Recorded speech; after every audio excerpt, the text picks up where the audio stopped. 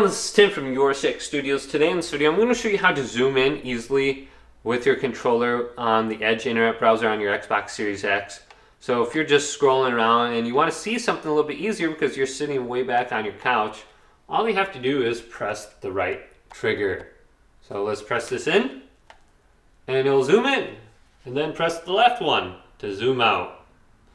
Now you could also go up to the settings right here, this button with the three little dots on it, and then you can go to zoom right here and just press A on it. Here's it zoomed all the way out at 25%, or you can zoom in to what is it, 500%, and really see, I can see who edited this on what date. So now it's not letting me zoom out, but I can zoom, well, I can zoom in. I can zoom in even further. So just go to this right here and you should be able to have some sort of like default zoom. And then I believe this is full screen mode or not.